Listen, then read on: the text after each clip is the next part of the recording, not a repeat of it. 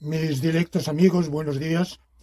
Esta emisión de hoy, este discurso republicano de hoy, está consagrado a continuar la temática abordada precedentemente y que seguiremos estudiando en las emisiones siguientes, en los discursos siguientes, que es los títulos de legitimidad que en España mm, han esgrimido y pueden esgrimir la monarquía y la república. Y concretamente, puesto que la república en España ha existido en dos momentos de bastante corta duración, sobre todo el primero, se trata de ir siguiendo a lo largo de la historia la legitimidad histórico-dinástica, que es la que proclama la Constitución, que es en realidad la única motivación que aparece en el texto constitucional actual para justificar la existencia de una monarquía. No hay en un preámbulo una exposición de motivos que nos diga que la monarquía es preferible, ni siquiera ese argumento un poco socorrido, pero al que de hecho acuden los monárquicos cuando se discute con ellos, y es que la experiencia republicana ha sido desastrosa. Bueno, si la experiencia republicana ha sido desastrosa, lo cual es sumamente discutible, habría que contestarle, habría que contestarles con el mismo argumento, y es que la experiencia de la monarquía ha sido todavía mucho más desastrosa.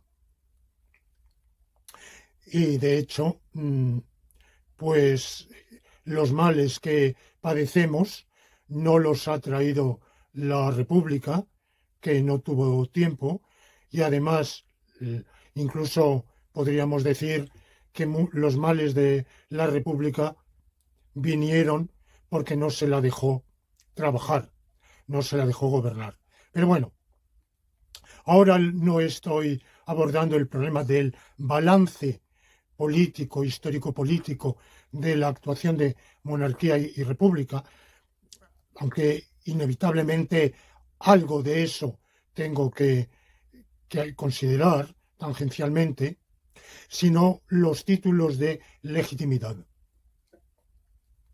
Y para empezar, puesto que la Constitución vigente nos habla de una legitimidad histórico-dinástica, esa es la que estoy estudiando.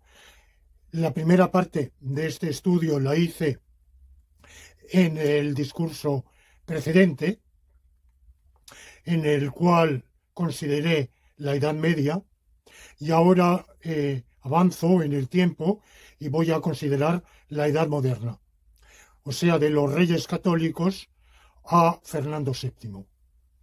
Y aquí se trata esencialmente de considerar dos dinastías, los Austrias y los Borbones. Evidentemente, la legitimidad histórico-dinástica, la legitimidad tradicional, ancestral, atávica, en la tipología legitimatoria de Max Weber, es una legitimidad asociada al recuerdo del pasado y, por tanto, en la historia de un pueblo, a las glorias del pasado. El pasado, como el presente y como el futuro, tiene sus lados honrosos y deshonrosos. Tiene sus pasados, sus lados agradables y desagradables. Pero lo que en la historia de un pueblo cuenta como recuerdos que se asocian a una legitimidad ancestral es lo bueno, no lo malo. Igual que cuando recordamos en nuestra propia historia personal, evidentemente tenemos recuerdos buenos y malos. Y todos ellos, en realidad, forman parte de nuestra autobiografía y dan sentido a lo que ahora emprendemos. Pero lo que constituye un motivo que nos ayuda es el recuerdo de las cosas buenas que hemos hecho, de lo que podemos sentirnos orgullosos, una palabra que a mí no me gusta, pero digamos satisfechos, de lo que no tenemos motivo alguno de avergonzarnos.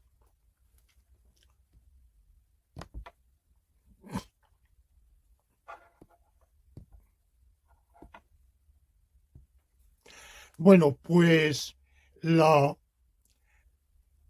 la historia de los pueblos, quien ostenta la legitimidad histórico-dinástica, ancestral, esa que yo llamo con palabra quizá menos elogiosa o grandilocuente, simplemente atávica, es aquella dinastía, aquella legitimidad histórico-dinástica que va asociada a las glorias nacionales, a la epopeya nacional. Y de hecho, en la historia de España, los monárquicos reiteradamente han recordado esas glorias como asociadas principalmente pues a las hazañas, a las proezas, sean las de la Reconquista, a esas figuras de los monarcas medievales a quienes he mencionado en el discurso precedente, como Alfonso VI, Alfonso X el Sabio, pero sobre todo ya desde la unificación de las dos coronas castellana y aragonesa a los reyes católicos, Carlos I, normalmente llamado Carlos V, porque era el quinto emperador romano-germánico llamado Carlos, pero en España es Carlos I. Felipe II, y ya poco o nada los que vienen después. Es decir, que en realidad la gloria de la monarquía española, la epopeya nacional, está asociada al reinado de los reyes católicos, con el descubrimiento de América, el completar la reconquista mediante la toma de Granada, las hazañas del gran capitán en Italia que afianzaron el dominio español en el sur de la península itálica, las guerras contra Francia y, por supuesto, Carlos I y Felipe II con las batallas de Lepanto, de San Quintín. Y al mismo tiempo esa epopeya va asociada al siglo de oro de las letras, las artes, las ciencias, la teología, la filosofía, la arquitectura, el Escorial. Bueno, todo eso forma una tradición, un legado que constituye un motivo de orgullo nacional. Pero todo eso está asociado a la Casa de Austria.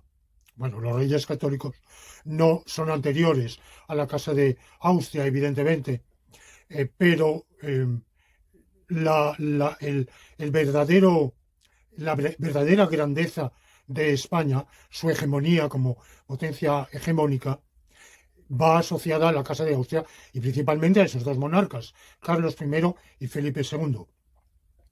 Bueno, yo soy mucho menos, le tengo una simpatía muchísimo menor a Carlos I, que en realidad era un monarca no español. Con el tiempo, con la edad, se fue españolizando y al final de sus días había abrazado la lengua española como la lengua que él decía que hablaba con Dios. Él manejaba muchas lenguas y usaba el alemán para hablar a su caballo, el francés para hablar a los cortesanos y el español para su diálogo con Dios. Bueno, pues evidentemente Carlos I es un monarca que evoluciona mucho y tiene muchas facetas y grandes cualidades y grandes defectos. Yo pienso que Felipe II es un personaje a quien no faltan en absoluto los defectos ni los motivos de reproche, son considerables y no podemos tener de él una opinión quizá tan buena como la que él tenía sin duda de sí mismo, pero por lo menos él tenía un ideal cristiano de sí mismo al cual trató de atenerse. Con esa casa de Austria que reina en España en los siglos XVI y XVII está caracterizada por ser un sistema político que encarna, que se concibe a sí mismo como la encarnación de varios valores. El primer valor es la honra y la integridad de la monarquía hispánica. El segundo valor es la defensa de la fe católica, de la cual se considera la monarquía abanderada de esa fe, frente a una Europa de la cual se adueñan los enemigos de la fe católica y que a menudo es manejada por el diablo a través de la herejía protestante que se ha adueñado del norte de los países germánicos, de Inglaterra y Escocia, y que durante un tiempo parece que va a predominar en Francia, o por lo menos atrae a un sector amplísimo de la nobleza francesa. Frente a todo ello, la monarquía hispánica se considera la auténtica portaestandarte de la fe católica y su defensora. Y por supuesto también frente al Islam y a la expansión del dominio turco en Europa, con el primer cerco de Viena por las huestes turcas. Y tercer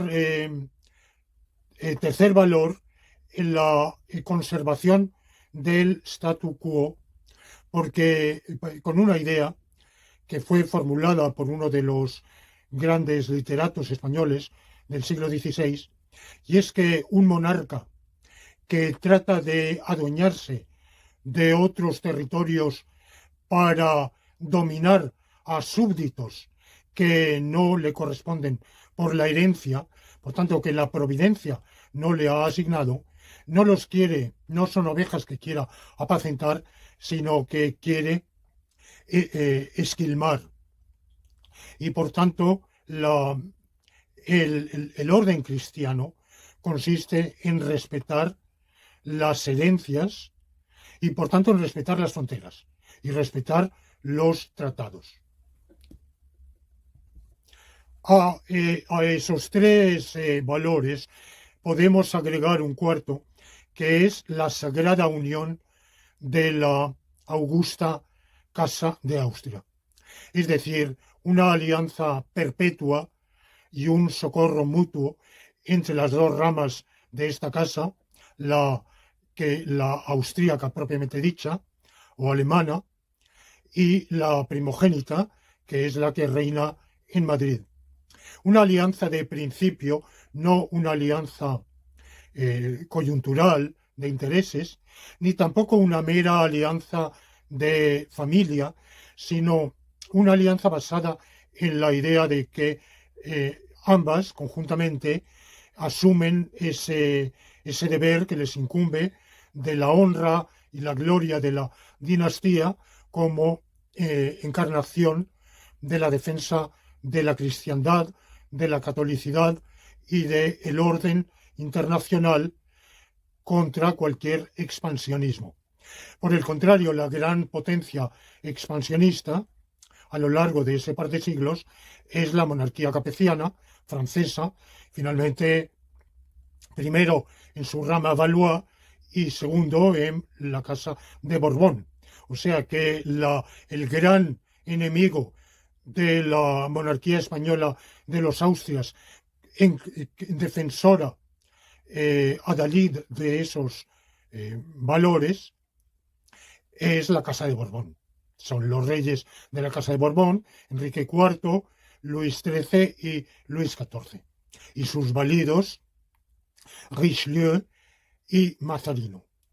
Bien, pues eh, mm, eso, ese periodo va asociado también, como digo, a la grandeza de las letras, las artes, las armas, pero también a partir del reinado de Felipe III y sobre todo Felipe IV es el comienzo de la decadencia que lamenta Quevedo en su poema Miré los muros de la patria mía, si un tiempo fuertes ya desmoronados, de la carrera de la edad cansados, donde caduca ya su valentía. Entonces, efectivamente, los reinados de Felipe IV y Carlos II son reinados de decadencia, pero pese a esa decadencia, la España que deja la Casa de Austria en 1700 es todavía una gran potencia, sus dominios son los más extensos del mundo, no hay ningún poder en el mundo con dominios tan extensos y todavía transmite un legado que idealmente conlleva esos valores. Por el contrario, la Casa de Borbón, desde Felipe V hasta Fernando VII, es una dinastía de abyección, decadencia total. Es muy denostada y con razón la figura de Fernando VII. Pocos hechos hay tan abyectos, tan ignominiosos en la historia de España y en la historia universal como las capitulaciones de Bayona en la primavera de 1808, en las cuales Carlos IV y Fernando VII renuncian a sus derechos a la corona de España y se los entregan al conquistador Napoleón, el emperador Napoleón I de Francia.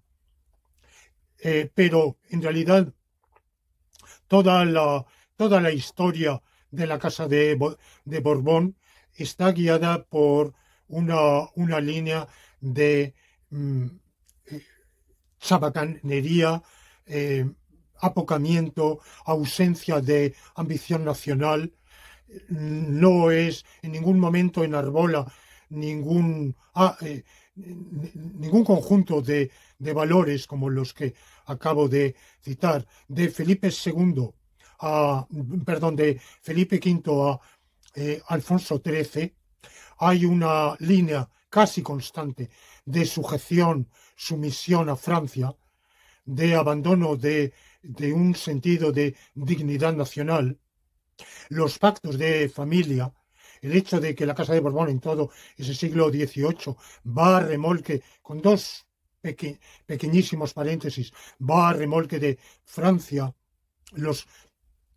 y arrastra a España a guerras que no tienen nada que ver con el interés nacional, y no pierde una, la guerra de sucesión, en la cual nos vemos envueltos por la llegada de los Borbones al trono, seguida por la guerra de sucesión de Polonia, la guerra de sucesión de Austria, la guerra de los 7 años, la guerra de independencia de los Estados Unidos, guerras que ni nos iban ni nos venía nada, pero en las cuales los monarcas de Austria, los monarcas borbónicos, van a embarcarnos para ir a remolque de sus parientes de Allende los Pirineos.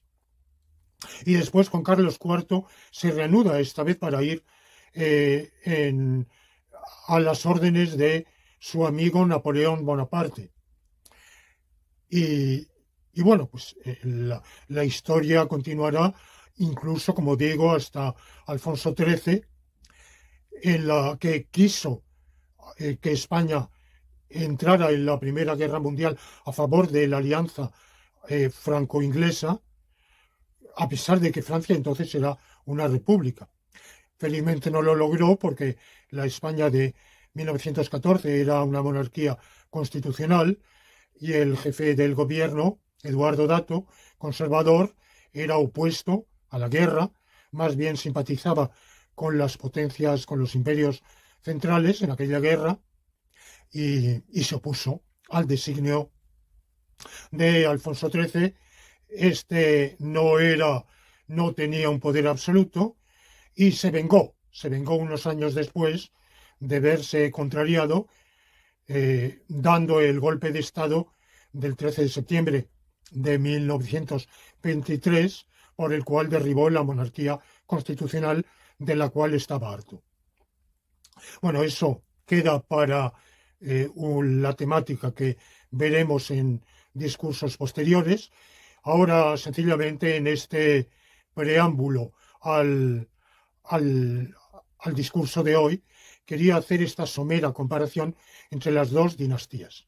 Entonces, cuando se habla de la legitimidad histórico-dinástica como ese vínculo con el pasado que nos retrotrae a la grandeza, a la epopeya nacional, a lo que en nuestra historia podemos considerar digno de orgullo, de satisfacción, pues evidentemente no puede en absoluto ser lo de la Casa de Borbón. Y como entre la Casa de Austria y la de Borbón hay una cesura muy marcada y la continuidad dinástica, como vamos a ver, es totalmente discutible, totalmente problemática, y de la Casa de Borbón poco o nada hay que recordar con orgullo, con satisfacción, eh, más bien lo contrario, casi todo con sonrojo. Entonces, pienso yo que quienes nos hablan de legitimidad histórico-dinástica están equivocados al aplicarlo a monarcas o dinastas de la Casa de Borbón.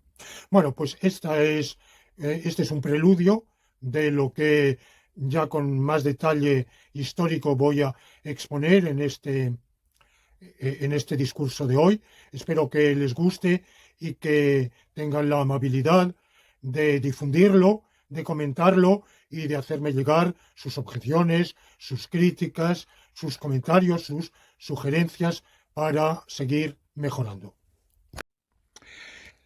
He dicho anteriormente que la característica de la monarquía es que en ella una de las potestades públicas, la suprema, cualquiera que sea la extensión de sus competencias, de sus atribuciones, es una potestad, es un poder que se tiene en virtud de esa legitimidad tradicional, atávica, ancestral, del legado de una tradición de los antepasados, y no en virtud de del acceso por la vía jurídico-constitucional.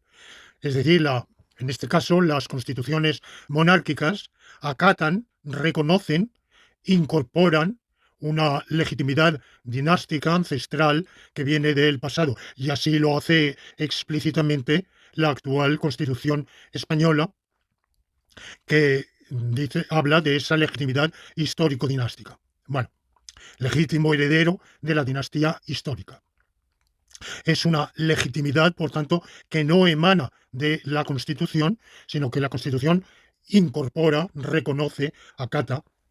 Bien, ahora esta dicotomía entre la legitimidad tradicional, ancestral, hereditaria y la legitimidad jurídica, legal, esta dicotomía hay que relativizarla. No es absoluta. Y no lo es porque el legado de esa tradición, la herencia que se recibe de esa tradición, ha de recibirse según unas normas. Uno ha de ser el heredero y no otro. Hay unas normas de sucesión, de transmisión. En las monarquías hereditarias, dinásticas, que son las que aquí nos interesan, en ellas hay unas reglas de sucesión hereditaria que en las monarquías europeas suelen ser las de primogenitura, o siempre, o casi siempre son las de primogenitura. Dentro de la primogenitura, la primacía del varón sobre la hembra, e incluso con donde hay ley sálica exclusión de las hembras. Últimamente, en algunos de los reinos escandinavos, la primacía varonil se ha eliminado y hereda el hijo del rey o del monarca reinante de mayor edad, cualquiera que sea su sexo.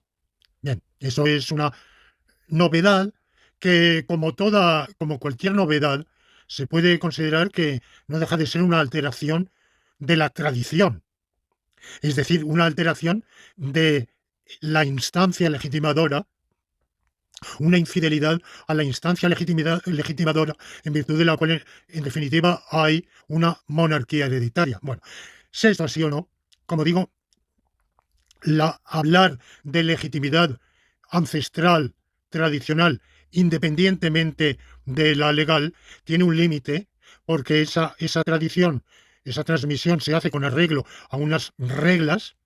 Esas reglas son, en definitiva, reglas legales, y a lo largo de esa tradición y de esa historia se modifican. Y por tanto hay una interactuación, una interacción, interconexión entre la transmisión hereditaria pura y la transmisión hereditaria afectada por las modificaciones de las leyes sucesorias. Y eso lo vamos a ver en este discurso, porque vamos a ver que afecta a la sucesión de Austrias a Borbones al llegar al año 1701, y lo veremos todavía más en los discursos siguientes, cuando veremos qué sucede posteriormente a la muerte de Fernando VII en 1833. De modo que en este discurso de hoy voy a abarcar el espacio que va de los reyes católicos casados en 1469 a la muerte de Fernando VII en 1833. Empezamos con los reyes católicos. Los antecedentes no es menester que los recuerde, porque son exactamente los que estuve exponiendo en mi discurso precedente. Terminé con los problemas conyugales de Enrique IV, la sucesión, la polémica sucesión de doña Juana I, mal llamada la Beltraneja, que en momento dado el propio monarca desheredó, no por afirmar, como a veces se ha dicho, que negaba su propia paternidad, sino por considerar que el matrimonio del cual había sido fruto era nulo, por no haber obtenido a tiempo la dispensa pontificia. Pero, sin embargo, eso fue modificado porque en ese compromiso de los toros de Guisando, Enrique IV de Castilla había instituido, bajo la presión de la nobleza castellana, que masivamente apoyaba a la hermana del rey, Isabel. Y, y por tanto la instituyó como heredera, pero al mismo tiempo Isabel se veía bajo la obligación de no contraer matrimonio sin autorización de su hermano el rey. Y eso fue lo que va a hacer. La contrae matrimonio en Valladolid el 19 de octubre de 1469 con su primo de la misma dinastía Trastamara, Fernando, príncipe heredero de Aragón, un matrimonio semiclandestino, porque el heredero de Aragón, que tenía unos pocos meses menos de edad que su futura esposa, tiene que viajar de incógnito, de manera clandestina, a través del territorio, desde la frontera aragonesa hasta Valladolid, para escapar a la vigilancia del rey, Enrique IV, y este heredero, el príncipe heredero de Aragón, no hijo de Juan II de Aragón, Isabel, por otro lado, era hija de Juan II de Castilla, cuando viaja para contraer este matrimonio, tiene 17 años, pero es un hombre hecho y derecho que cuenta ya con 2 hijos naturales reconocidos, posiblemente otros más. Él había aprovechado bien su pubertad y adolescencia en ese sentido y evidentemente no estaba afectado por la dolencia de quien va a ser su cuñado, Enrique IV. Contra el matrimonio, por eso se puede considerar que aunque en ese momento, en 1469, ninguno de los dos reina, son herederos respectivamente de los reinos castellano y aragonés. Sin embargo, ese casamiento constituye el verdadero inicio del Estado español unificado moderno. Ya hemos visto anteriormente que a lo largo de toda la Edad Media se mantiene el ideal político de la unidad de España, una unidad política heredada del Imperio Romano, continuada por la dominación visigoda. Los reyes visigodos, a partir de un momento, se titularon Reges Hispaniae, reyes de España. Esto, sin embargo, el alcance político-jurídico de esa denominación no hay que exagerarlo, pero el hecho es que ese ideal de unidad política y un proyecto político dinástico de unidad persiste a lo largo de toda la Edad Media.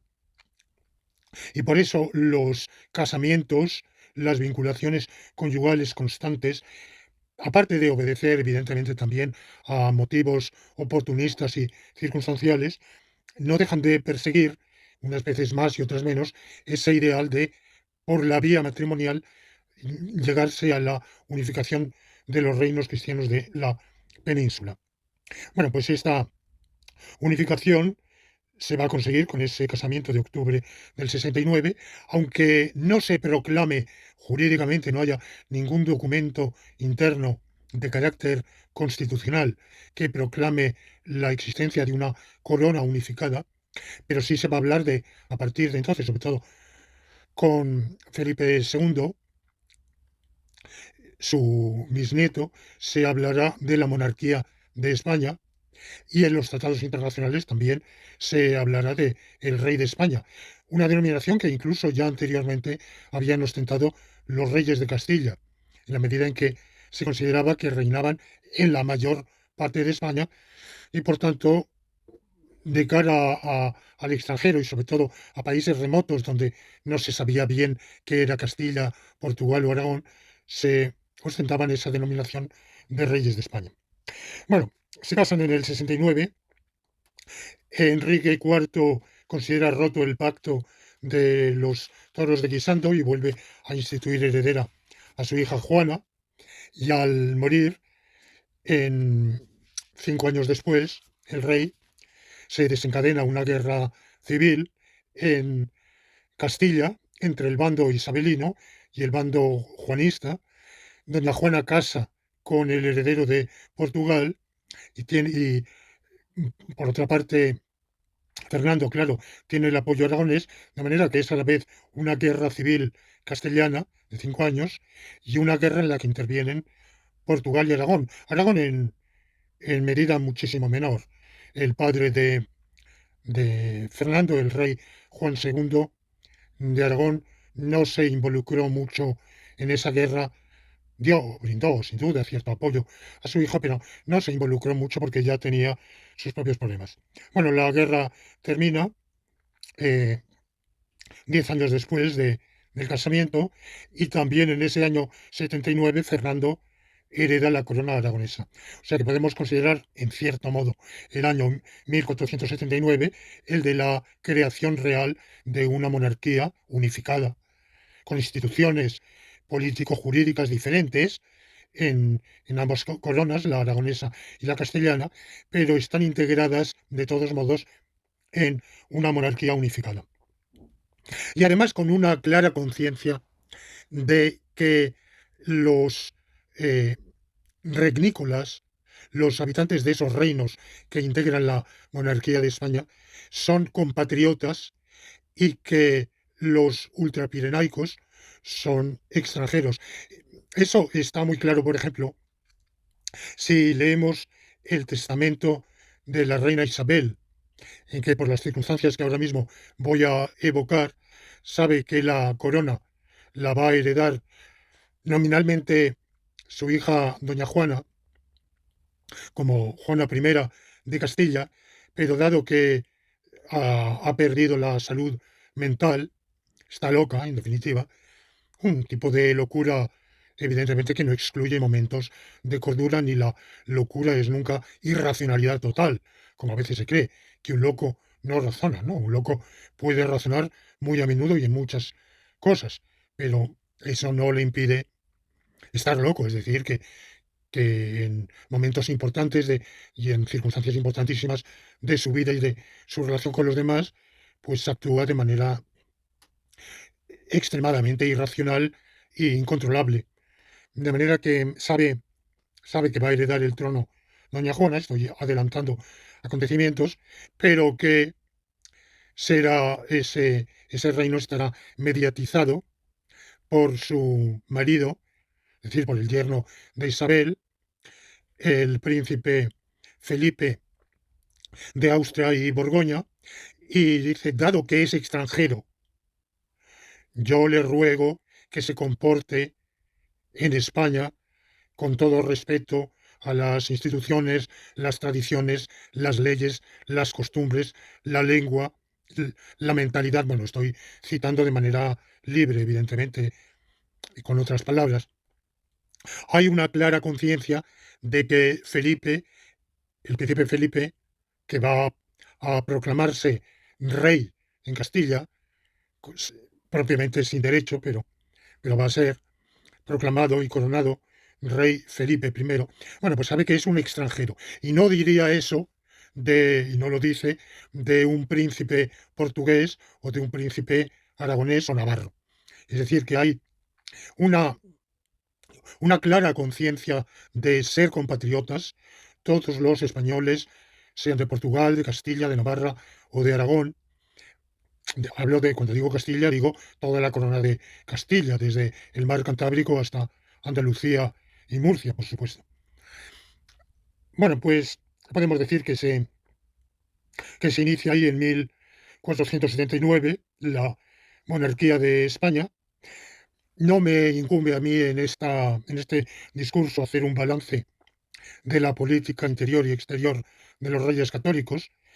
Creo que nadie discute que ambos fueron personalidades de un talento excepcional, incluso en la historia de la propia dinastía española, personalidades sobresalientes, ambos, de cualidades insignes, mm, que tuvieron muchísimos aciertos, gracias a los cuales llevaron esta monarquía española a ser la potencia hegemónica en Europa, pero también cometieron actuaciones en política interior y exterior que son condenables desde el punto de vista ético-jurídico, sin lugar a dudas, y que además para la posteridad los han desacreditado.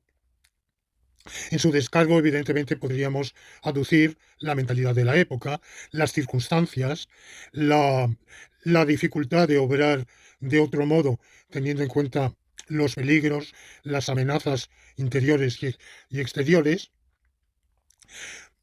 también en parte su propia religiosidad que los llevaba en algunas decisiones al fanatismo.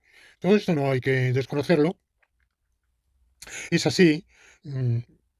Haya al mismo tiempo algunos rasgos, algunas acciones que los honran, sin lugar a dudas. Es decir, que aunque eran presa de la mentalidad de la época, en algunos momentos tuvieron destellos de lucidez y de grandeza y de rectitud moral que otros no tenían, todo hay que reconocerlo. Se ha considerado que Fernando fue un modelo para ese ejemplo de inmoralidad política absoluta que es el príncipe de Maquiavelo, y posiblemente alguna de las actuaciones de Fernando, sobre todo en su viudez, incluso antes en la conquista del reino de Nápoles, pudo inspirar a Maquiavelo, pero parece que el modelo principal de Maquiavelo fue, como ya lo dije, César Borja. No, no era Fernando, que tuvo, como todos los príncipes y reyes, muchos comportamientos maquiavélicos, sin lugar a dudas, pero que con todo se guiaba por un ideal político que no se veía reflejado en el príncipe.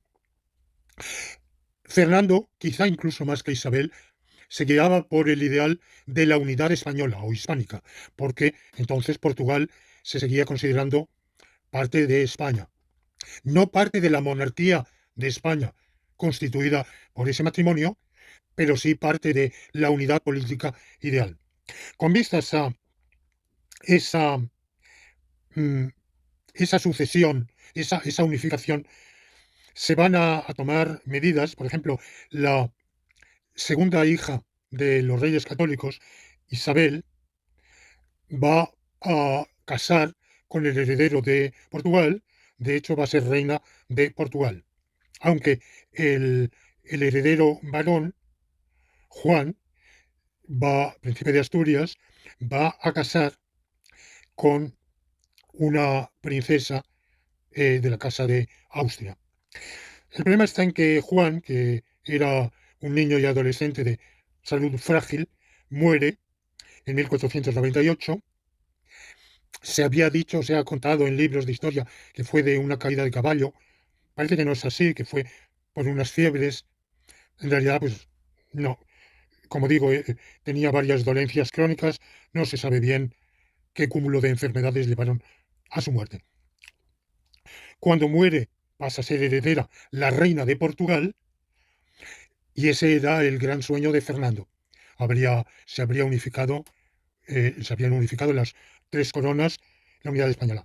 Lamentablemente muere poco después mm, la reina de Portugal, y entonces pasa a ser heredera otra hija, Juana, que, como digo, se había casado con Felipe de Austria y Borgoña. Muere Isabel la Católica en el año 1504. Se plantea un problema, y es que cuando se casaron, cuando se habían casado y cuando Isabel heredó la corona de Castilla en el año 74, Fernando reclamó ser él también rey. Y podía aducir varios títulos, que era primero, él también era un príncipe de la misma casa reinante de Castilla, y segundo, la mujer no estaba capacitada para reinar, o por lo menos para reinar sola. De hecho, había escasos precedentes. En Castilla no había ley sálica, en ausencia de herederos masculinos podía heredar una hembra y reinar, pero claro, los precedentes eran pocos. Finalmente hubo un litigio entre ambos cónyuges que se llevaban bien, a pesar de las constantes infidelidades maritales de Fernando, pero se tenían estima y afecto. En realidad formaron una pareja muy bien avenida, con, con desavenencias ocasionales, y ambos eran personalidades fuertes y no siempre estuvieron de acuerdo en las decisiones políticas, pero en general su política fue de consumo, de común acuerdo. Como digo, se llevaban bien. Y llegaron a un acuerdo, el famoso tanto monta, monta tanto, es decir, que en Castilla, en la corona de Castilla, serían reyes por igual, con el mismo poder, la reina Isabel y su marido, el rey Fernando, que reinó como Fernando V. Esto nunca fue en la práctica del todo así, porque la nobleza castellana siempre consideró más reina a Isabel que a su marido. Su marido, bueno, por ese pacto se lo respetaba como rey, se lo acataba, pero de haber alguna desavenencia prevalecía la opinión de Isabel. Por otra parte, el acuerdo no era extensivo, teóricamente no era extensivo a la corona de Aragón, pero eso no quiere decir que en la corona de Aragón Isabel no ejerciera un papel de reina reinante, y no puramente reina consorte. Reinaron conjuntamente en un equilibrio complicado, asimétrico. El hecho es que cuando muere Isabel, en su testamento, le pide a Fernando, que aunque él es rey de Castilla, por derecho propio, ceda el ejercicio del poder real a su hija, Juana, para que ésta lo pueda disfrutar en la medida en que su situación, su salud mental se lo permita, y que Fernando se limite, en la medida en que Juana no pueda reinar efectivamente, se limite a un papel de regente. Entonces, que se abre un periodo complicado en el cual viene España el marido de Juana, Felipe, que es un canalla, un granuja. Él sí tiene todos los defectos habidos y por haber, de deslealtad, traición, bajeza, mm, eh, crueldad. Bueno, no.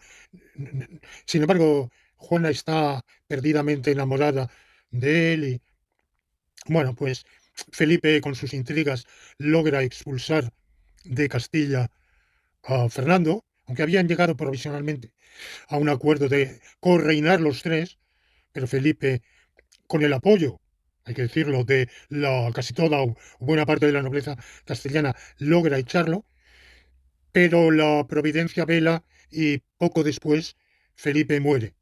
Aficionado al juego de pelota, se estuvo en una partida de balón en la cual sudó y cogió frío y muere en el año 1506. Pero Fernando tarda todavía un par de años en volver a Castilla. Entre tanto, se había casado en segundas nupcias con Germana de Foix. Si hubiera tenido un heredero varón, la unidad de España de las dos coronas se habría terminado. Ese heredero habría heredado la corona de Aragón, pero parece que Germana le daba filtros y comidas, como por ejemplo criadillas de toro que tenían fama de incentivar la capacidad procreativa de los hombres en una edad avanzada. El hecho es que ya don Fernando no estaba en edad de procrear, ni con criadillas, ni sin criadillas, y por tanto, pues no, ese segundo matrimonio no tiene descendencia, y, y cuando muere Fernando, pues evidentemente es Juana, la heredera. Ha muerto su marido, que por las malas y por artimañas se había hecho proclamar rey, aunque era meramente rey consorte, pero se había hecho proclamar rey en ejercicio, como Felipe I. Por eso a veces cuando en la historia de España se dice Felipe II, bueno, ¿y quién había sido el primero? Bueno, pues el marido de Juana la Loca, que reinó muy poco, en realidad unos meses, y cuando muere Fernando, en 1516 sucede Juana, pero esta no puede reinar. Entonces, al año siguiente, habiendo cumplido los 17 años, llega a España el hijo y heredero de Juana, Carlos de Gante, Carlos de Austria y Borgoña, y Carlos de Austria y Borgoña se hace proclamar rey. En realidad no tiene ningún derecho a hacerse proclamar rey. Dada la locura de doña Juana, podía hacerse proclamar regente, pero, eh, mm, pero no podía hacerse proclamar rey ni en Castilla ni en Aragón. Pero sí se hace proclamar rey, no, no niega el título de reina a su madre, que queda recluida. De hecho, es cuando surge, poco después, cuando Carlos esquilma a Castilla para comprar los votos de la elección imperial. Saben ustedes que la monarquía, vamos, el imperio romano-germánico era una pseudo-monarquía, con el título de emperador era electivo, aunque en la práctica eso fue dejando de ser así y posteriormente de facto se hizo hereditario, pero en ciertos momentos era electivo, y para hacerse elegir emperador había que comprar los votos y, y bueno, pues habiendo esquilmado a Castilla, Carlos emprende ese viaje a Alemania. Y es cuando surge, en el año 19, 1519, la insurrección de los municipios castellanos contra él, la guerra de las comunidades de Castilla. En Valencia también habrá otra insurrección de las Germanías, total que buena parte de España está insurrecta contra el rey, pero bueno, este finalmente puede volver, sofocar la rebelión con dificultad. Hizo colgar a los jefes de la insurrección, Juan Bravo, Padilla y Maldonado, y finalmente pudo reinar entre 1517 y 1555, en que abdica la corona. Es de los rarísimos casos en que un monarca abdica la corona. Abdica en su hijo, Felipe, y en realidad eh, eran temperamentos radicalmente diferentes, con orientaciones políticas, mentalidades muy distintas. Los unía que ambos eran muy católicos, pero incluso el catolicismo de Felipe era distinto, porque el catolicismo de Carlos era un catolicismo flamenco y el de Felipe siempre fue un catolicismo español. Felipe mm, era un hombre evidentemente de un talento, de una capacidad verdaderamente genial, cosa que en absoluto ni remotamente había poseído su padre. En cambio, su padre tenía unas dotes de guerrero, de jefe militar, de las cuales Felipe carecía en absoluto. Felipe era un monarca que odiaba la guerra, de vocación pacífica, que se vio obligado a guerrear buena parte de su vida, o casi toda, contra su voluntad, por la insurrección flamenca, que fue lo que en realidad amargó su vida, lo que llevó después a la guerra con Inglaterra, indirectamente, que Felipe hubiera querido evitar, pero se vio constreñido a ella.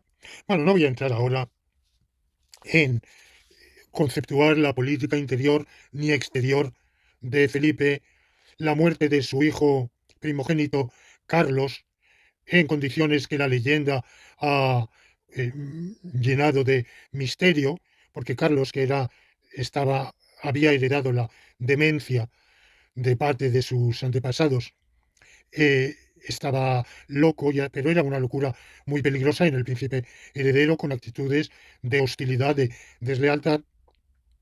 Su padre lo tuvo mm, que encerrar y se rumoreó que lo había dejado morir de hambre. Todo eso es absolutamente infundado, no tiene fundamento ninguno. El chaval era de... Parece que él mismo practicó una especie de huelga de hambre y que se dejó morir de inanición.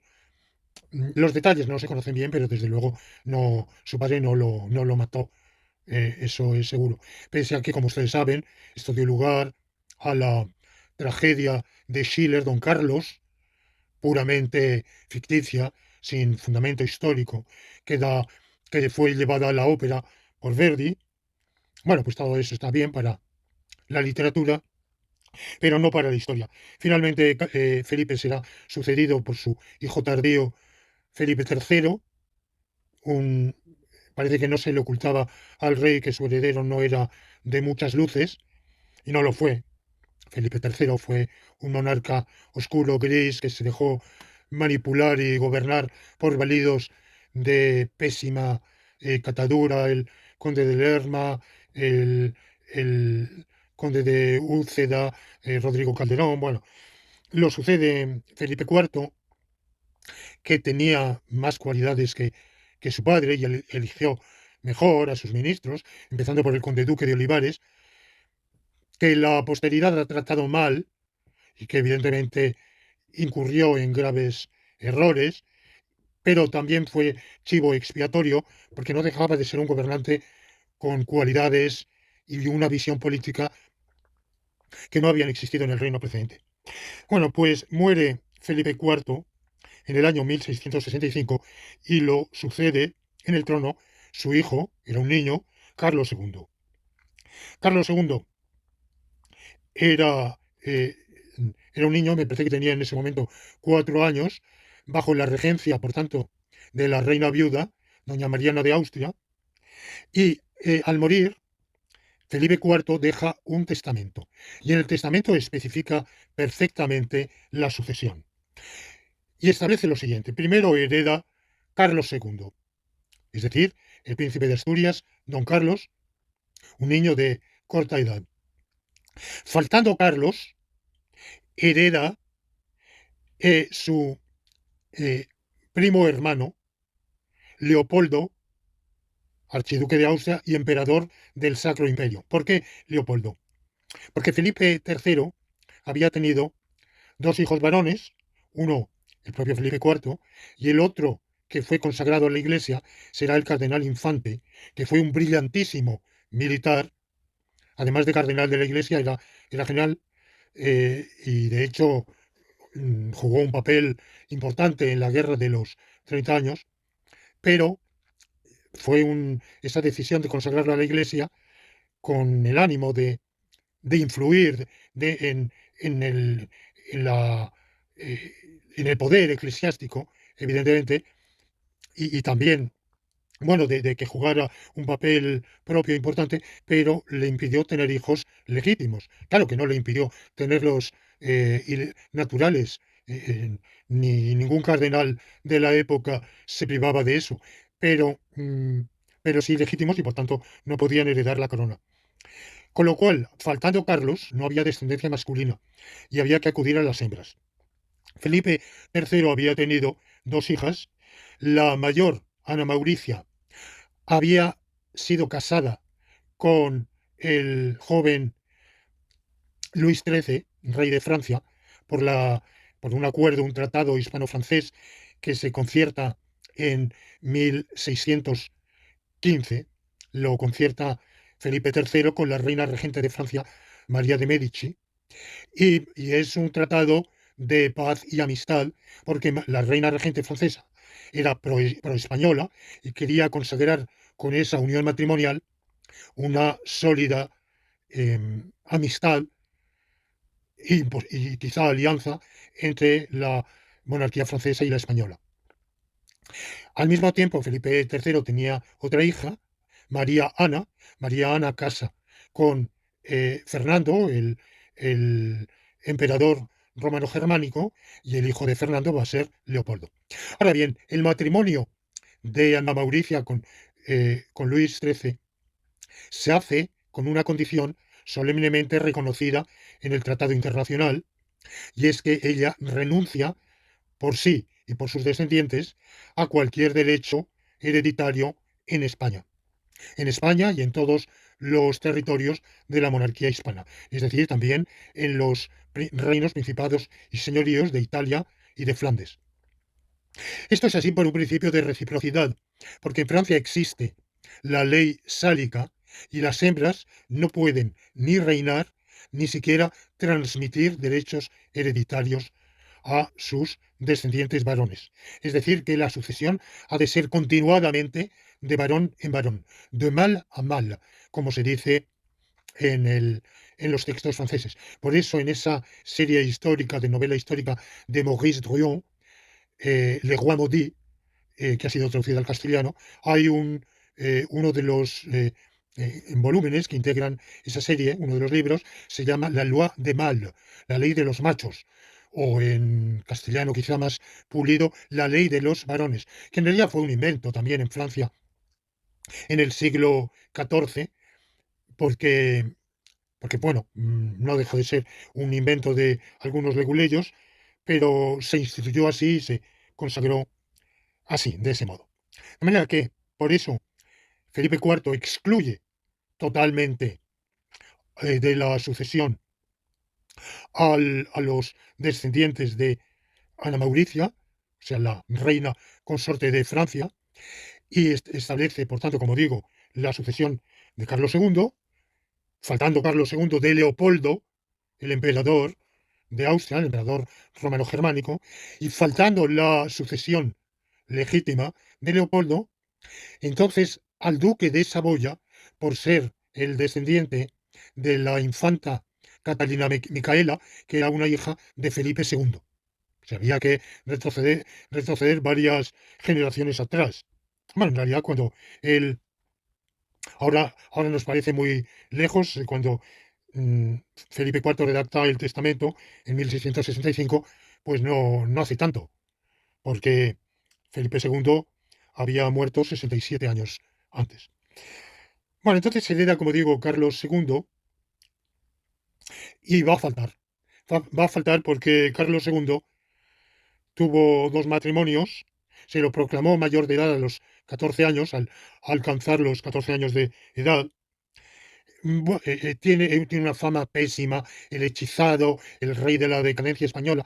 Tuvo muy mala suerte porque justamente su cuñado eh, mm, Luis XIV prosiguió la política de su padre Luis XIII de ataques a traición inmotivados en guerras de rapiña constantes contra España. Luis XIII, pese a su matrimonio, ya había perpetrado ese ataque traicionero en 1635, mm, cuando los dos reinos estaban en paz y no había ningún motivo de ninguno había injuriado al otro, pero encontró en la guerra de los 30 años alemana una ocasión para despedazar a España y arrancar a la monarquía española parte de su territorio, como lo consiguió por el Tratado de los Pirineos de 1659, en el cual además consiguió la mano de la hija mayor de Felipe IV,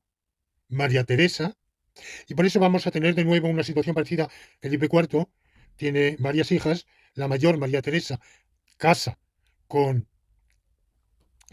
Luis XIV, con de nuevo un tratado internacional, consagra que María Teresa renuncia por sí y sus descendientes a todo derecho hereditario en la monarquía de España. Y tiene otra hija que casa con el emperador Leopoldo I, pero finalmente la descendencia de esa hija se va a extinguir, que va a ser el infante José de Baviera, que muere siendo un niño en 1698, y ese año, al morir el infante de Baviera, que había sido instituido heredero por Carlos II, pues se plantea un problema sucesorio. Carlos II, como digo, tiene muy mala fama, en realidad, siendo de escasas luces y evidentemente un hombre apocado y de poca iniciativa, se rodeó con todo de ministros de una cierta inteligencia y su reinado marcó un inicio de recuperación económica que posteriormente se atribuirá a la siguiente dinastía, pero como Pierre Vilar lo estudió, en realidad para la industria, el comercio, la manufactura, el, el reinado proteccionista, mercantilista de Carlos II había marcado una recuperación.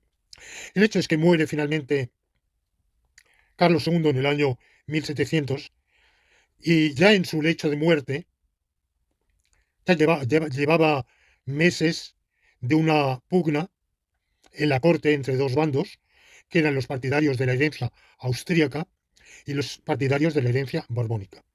A la herencia borbónica que se opone, es decir, a los descendientes de María Teresa, pues se oponen dos cosas. Se opone primero el Tratado Internacional de Paz de los Pirineos, que se considera una ley fundamental del reino. ¿Cuáles son las leyes fundamentales del reino? No había, se invocaba esa denominación, pero no había ningún elenco definido. Bueno, pues aquellas que regularan la sucesión, desde luego, eran leyes fundamentales del reino. Y un tratado internacional solemnemente registrado y aceptado, aprobado por las Cortes lo era. Lo era también el propio testamento del rey Felipe IV. De manera que legalmente la sucesión borbónica estaba excluida. ¿Qué motivos había a favor de la sucesión austríaca? Bueno, pues que faltando la borbónica era la que procedía porque, como he dicho, la hija de Felipe III, María Ana, había casado con el padre de Leopoldo, por tanto Leopoldo, el emperador Leopoldo y sus descendientes habían recibido esa herencia, eran los herederos de la monarquía de España, y además había otro motivo, y es que existía un pacto implícito, el, el pacto de Augsburgo del año 1555, en que ambas ramas de la Casa de Austria, la austríaca propiamente dicha, o alemana, y la española, habían concertado una unión perpetua que se plasmaría en matrimonios frecuentes de unos con otros para mantener siempre unida la familia y en que harían siempre lo posible para que los dominios de la Casa de Austria no pasaran a otra dinastía. Bueno, por todos estos motivos, el, ah, el, el bando austriacista proponía la candidatura no tanto de Leopoldo cuanto de uno de sus hijos, el archiduque Carlos. ¿Por qué, por qué Carlos y no el primogénito de Leopoldo, que era José o el propio Leopoldo? En realidad, eso era legal o no era legal. La verdad es que merecería eh, una, un examen jurídico, pero no voy a entrar en él. Por otro lado, el bando austriacista, el bando borbonista hacía lo mismo, es decir, no proponía al hijo de la infanta María Teresa, que era el delfín de Francia, el heredero de la corona de Francia, ni, eh, ni, su, ni el hijo primogénito de ese delfín, sino el segundo, el duque de Anjou, Felipe. De nuevo, porque pues eso se quería evitar la unión de la monarquía de España con cualquier otra. Y por eso se sacudió. Finalmente, en su lecho de muerte, se atribuye a Carlos II, haber redactado y firmado un testamento por el cual se instituía como heredero a, al duque de Anjou, a Felipe de Anjou. El problema está en que esa plantea problemas jurídicos muy importantes. Esa designación testamentaria. Primero, tenía capacidad, tenía potestad el rey para testar en quien le diera la gana, o solo para testar en quien por derecho propio lo mereciera en virtud de las leyes sucesorias, leyes fundamentales preexistentes. No leyes fundamentales que no eran el propio testamento. ¿Qué leyes fundamentales? El testamento de su padre, el Tratado de Amistad de 1615 y el Tratado de los Pirineos de 1659. Todo lo cual excluía absolutamente la sucesión borbónica. Entonces tenía derecho a violar esas leyes fundamentales y testar en quien le diera la gana. Esto sin que ese testamento fuera registrado en las Cortes. Es decir, que no fue acordado con las Cortes. Segundo, las circunstancias mismas del testamento en el lecho de muerte, cuando estaba moribundo. Y tercero, hay una. El testamento, desde luego, se suscitó dudas de si era válido o era inválido, pero no solo si era válido o inválido, sino si era auténtico o inauténtico. Y mm, la tesis de la inautenticidad ha sido sostenida por dos escritores italianos que son autores de una larga serie de novelas históricas, que son Rita Monaldi y su marido Francesco Sorti, y uno de los episodios de esa serie es la novela Secretum, que se refiere precisamente a la sucesión de España. En realidad, al nombrar por testamento Carlos II a Felipe de Anjou, su heredero, su sucesor, Felipe va a venir, va a ser proclamado, exaltado al trono como Felipe V, pero poco después Carlos va a reclamar la herencia y se va a desencadenar una guerra entre Austrias y Borbones que va a durar hasta 1714.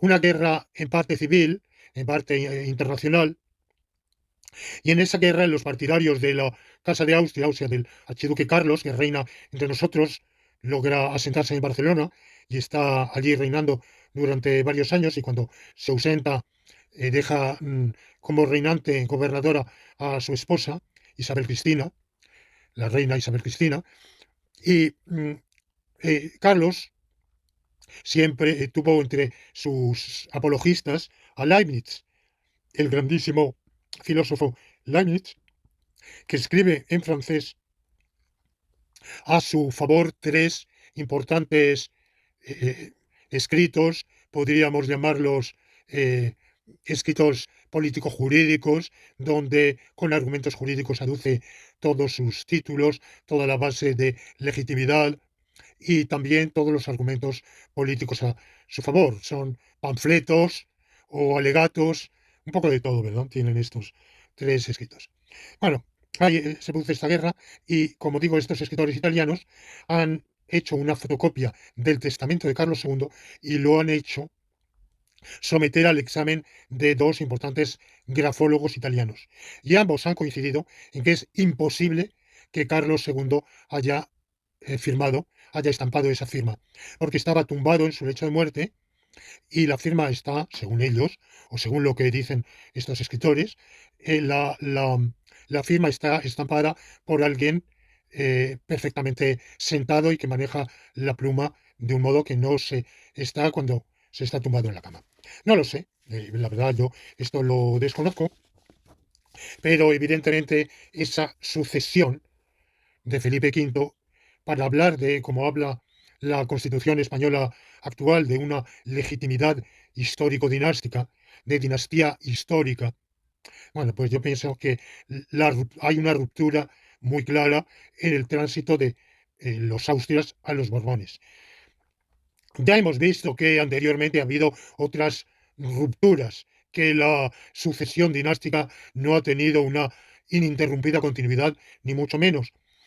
Pero dentro de todo, la dinastía austríaca había logrado afianzarse, digamos, identificarse con el momento de grandeza española.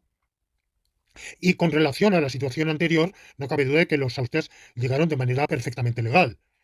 Es decir, que supuesta la legalidad de los reyes católicos, ya que ya he dicho que la de Isabel es cuestionable, pero supuesta esa legalidad, no cabe duda de que la sucesión en su hija Juana, en su nieto Carlos, y así sucesivamente hasta Carlos II, es conforme con las partidas, con la ley sucesoria de las partidas y con toda la norma consuetudinaria de sucesión. Pero en cambio, al saltar a la dinastía borbónica en el año 1701, pues se produce una clara ruptura.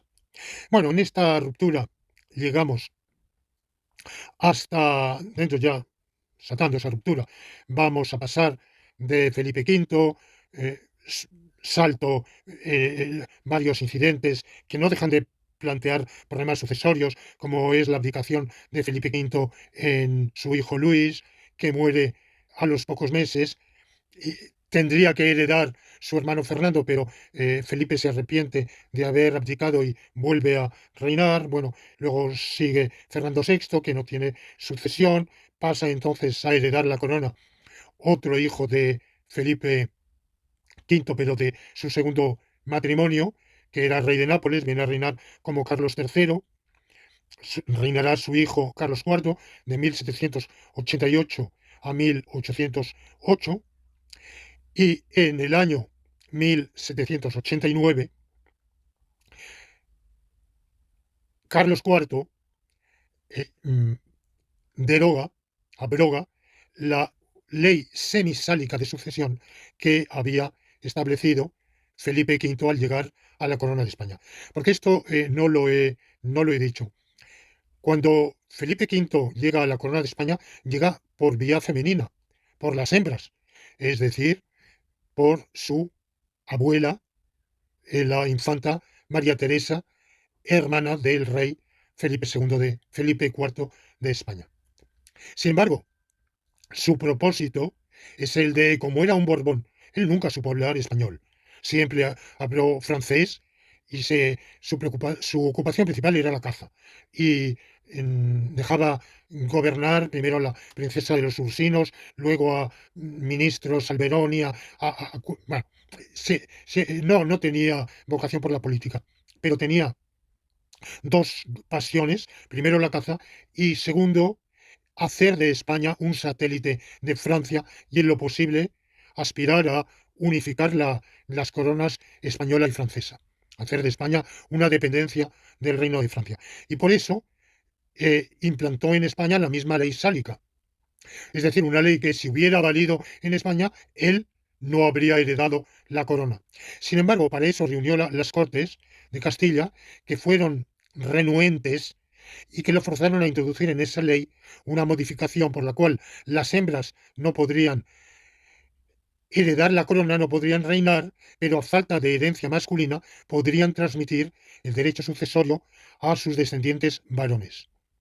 Es lo que se llamó la ley semisálica o autoacordado, que va a tener importancia posteriormente, o autoacordado de 1713. Bueno, pues al ascender al trono, al ser exaltado al trono Carlos IV en 1788, inmediatamente, al año siguiente, va a abrogar esa ley semisálica y por la pragmática sanción va a promulgar esa pragmática sanción que abroga la ley sálica, lo va a acordar con las Cortes no solo de Castilla, porque en esas Cortes van a estar representados también los reinos de la Corona de Aragón, Cataluña, Aragón, Valencia, Mallorca, pero ¿qué sucede? Que al mismo tiempo que se sanciona y promulga esa abrogación de la ley sálica,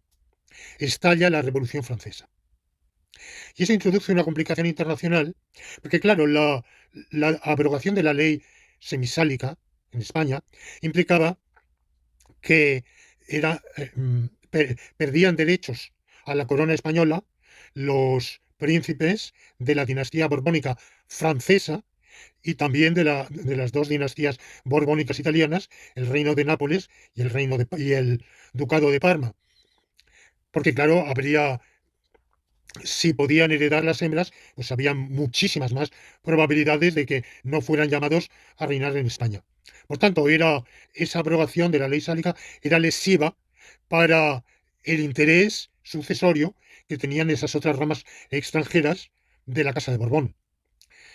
Y en circunstancias normales se hubiera publicado, pero en las circunstancias de la Revolución Francesa, cuando el rey de Francia, desde la convocatoria de los Estados Generales y la toma de la Bastilla el 14 de julio, se ve en dificultades frente a sus súbditos y se empieza a ver en peligro la corona de Francia, se considera que es un mal momento y los consejeros piden a Carlos IV que no se publique esa abrogación de la ley sálica. De manera que eso, esa no publicación va a traer efectos, porque de ahí vendrán las guerras carlistas, pero de eso hablaremos en el siguiente episodio de esta serie de discursos republicanos. De momento me limito a decir que Carlos IV reina entre 1788 y 1808, no porque muera en 1808, sino porque su hijo, el príncipe de Asturias, Fernando, trama una conspiración, el motín de Aranjuez, por el cual una serie de conspirados y amotinados por la camarilla del príncipe heredero acorralan en el palacio de Aranjuez a Carlos IV y lo fuerzan a abdicar.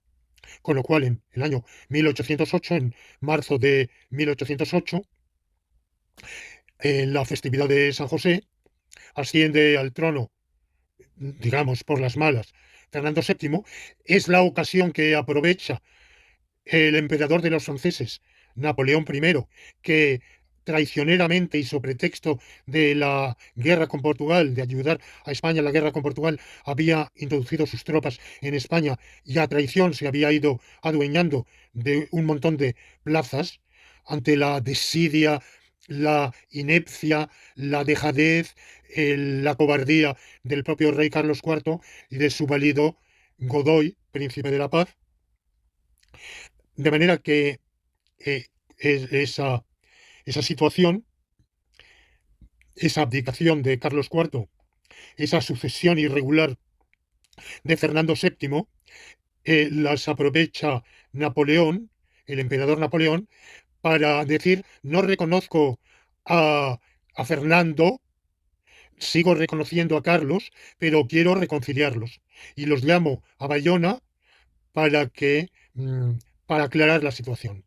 Evidentemente, la llamada amistosa de un presunto aliado que era el emperador Napoleón, pero que en realidad era un amo, del cual tanto Carlos como Fernando se consideraban sirvientes, lacayos, pues evidentemente consideraron que esa era una llamada no de un hermano, de un monarca fraternal, sino de un amo, y acudieron sumisos, porque en realidad todo lo que querían en Bayona, el uno y el otro, Carlos era que Napoleón anulase la abdicación y le devolviera la corona, y Fernando que Napoleón reconociera la abdicación y lo mantuviera como rey de España. Y por eso incluso pidió la mano de una pariente política, de una princesa vamos, en realidad era pariente de la mujer, de la emperatriz Josefina, de la mujer de Beauharnais, que era en ese momento la esposa de Napoleón, de la cual después se divorciará. Así acuden ambos sumisos a Bayona en abril de 1808, y eso va a dar lugar, comienzo a que los españoles no los reyes Carlos IV y perdón, y Fernando VII, entonces ceden todos sus derechos a la corona española a Napoleón sin tener absolutamente ningún derecho a hacer semejante renuncia, que era jurídicamente nula. La transmiten todos sus derechos a Napoleón. Napoleón, a su vez, nombra como rey de España a su hermano José, pero los españoles se sublevan, no aceptan la ocupación de España por las tropas francesas, no aceptan nada de lo que se decida en Bayona, e independientemente crean sus juntas de gobierno regionales en las diversas regiones que se constituyen después, se unifican en una junta central suprema gubernativa del reino, en definitiva, sin monarca, sin rey, sin regente, como si fuera una república de facto, aunque proclamando, eso sí, su lealtad y su fidelidad a Fernando VII, porque dicen que esa renuncia de Bayona ha sido impuesta por la fuerza, por tanto inválida, e incluso algunos dicen que es falsa. Bueno, eso desencadena la Guerra de la Independencia de 1808 a 1814, y vamos, en realidad a diciembre de 1813, pero siguen las hostilidades hasta comienzos de 1814, y eso ahí empezamos con una nueva etapa que será la vuelta de Fernando VII en el año 1814, y lo que después va a seguir el segundo reinado de Fernando VII, y a partir de ahí las guerras carlistas, la sucesión borbónica, hasta llegar a Alfonso XIII. Todo eso lo veremos en el siguiente discurso laurentino.